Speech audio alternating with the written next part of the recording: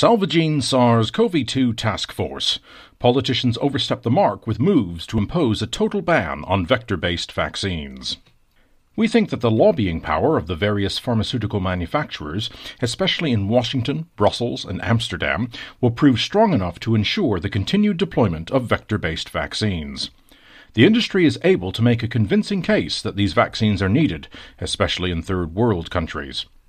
Firstly, because AstraZeneca is a very cheap vaccine to store, and secondly, because only a single dose of Johnson & Johnson has to be administered. These vaccines are therefore a good solution for countries with poor infrastructure.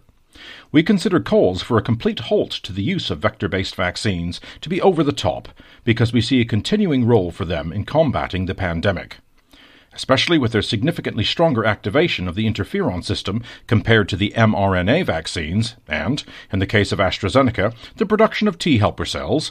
These vaccines offer an enormous advantage for certain population groups. This is especially true for recipients whose interferon system is relatively weak, in particular those in the older age bracket. Conversely, the benefit here becomes a liability for younger people because of the risk that their interferon system might overreact and produce unwanted side effects. With mRNA vaccines, we see the disadvantage that the interferon system is not activated enough in older people, and the response to an infection is therefore too weak. Where vector-based vaccines are used for certain age groups, however, it is desirable that these should employ two distinct vectors in order to preclude vector immunity. Furthermore, only human adenoviruses should be used. In other words, neither AstraZeneca nor Johnson & Johnson currently fulfill these conditions. We address the problem of vector-based vaccines for different age groups explicitly elsewhere. We already wrote at length about the core problem of vector-based vaccines in our last two keynotes.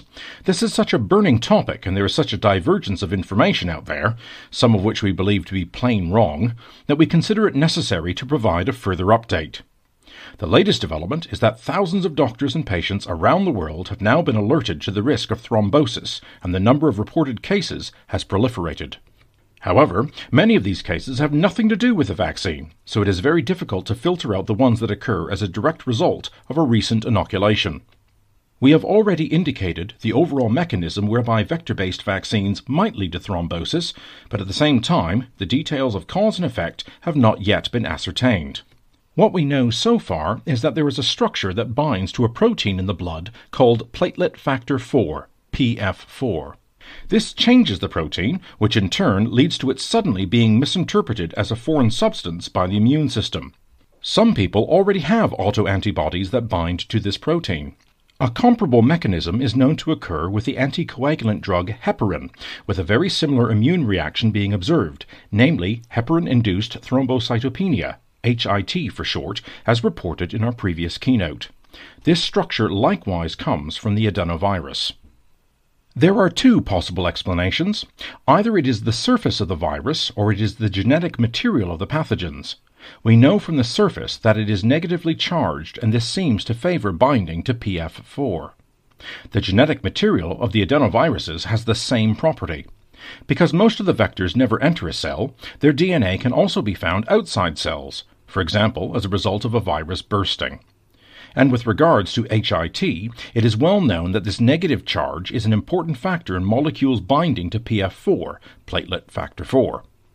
We think that these complications only occur if an individual meets certain criteria. There may be a rare genetic predisposition that causes the immune system to respond in this way.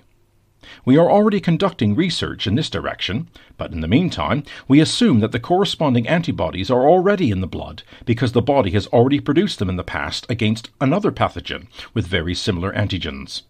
It is amazing how quickly this side effect develops, often within the second week. If the immune system were to be confronted with this antigen for the first time, you would expect symptoms to become apparent much later, after 3 weeks or so. And you would also find some kind of antibodies in the blood.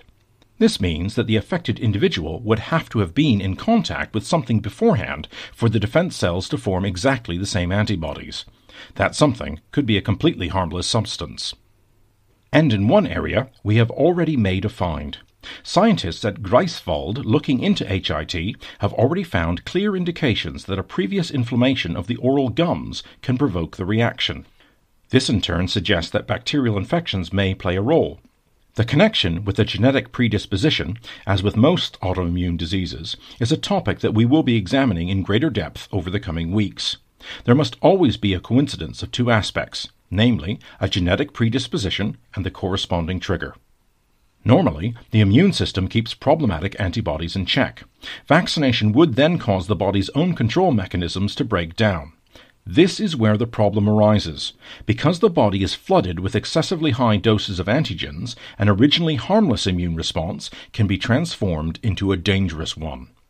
One syringeful of AstraZeneca or Johnson & Johnson vaccine contains 50 billion adenoviruses. Such local concentrations are not reached with the common cold. The same goes for HIT. Thrombosis does not occur in individuals who are given just a few shots of heparin and wear compression stockings to reduce the risk of thrombosis. These are more likely to be people who have received much larger doses during long operations. Genetic molecules with negatively charged surfaces that potentially trigger autoimmune processes are also present in mRNA vaccines. One of the guiding principles here at Salvagene is that the danger of side effects is always proportional to the size of the dose. In this case, the mRNA vaccines use much lower doses, BioNTech 30 micrograms and Moderna 100 micrograms, and in any case, the DNA molecules of the adenoviruses are much larger than these molecules. This lowers the necessary dose considerably. In those countries where the third vector-based vaccine, Sputnik V, is being administered, we have to point out that this is unfortunately being done with relatively little oversight. From tests that we have conducted, we know that this vaccine contains twice as many viruses as the AstraZeneca and Johnson & Johnson, namely hundreds of billions. We therefore assume that there is also considerable potential for problems here. With regard to AstraZeneca and the aforementioned vector-based problem, there is the added complication that this vaccine contains a chimpanzee-derived adenovirus. In many countries, especially in Europe, where the AstraZeneca vaccine was administered as a first shot, the second dose was subsequently not given. Some experts have claimed that, if no side effects occurred during the administration of the first dose, they are highly unlikely to crop up after a second. We consider this assertion to be not only wrong, but also irresponsible, because the relevant autoantibodies can still be present in the immune system. Consequently, the probability is even higher that the autoimmune reaction will then be significantly increased after a second jab. The solution that we envisage and are working on in our laboratory is to measure in advance the autoantibodies already present in the blood of individuals prior to first vaccination. In this way, we should be able to ascertain whether it is appropriate to exclude a vector-based vaccine individually and from the outset. This also makes sense in the long term, because we expect that the uncertainties surrounding vaccination will continue to be an issue for quite some time. Our proposal is that family doctors should be given extra training to help them decide when and with which vaccine a patient should be immunized after appropriate counseling and pre-testing.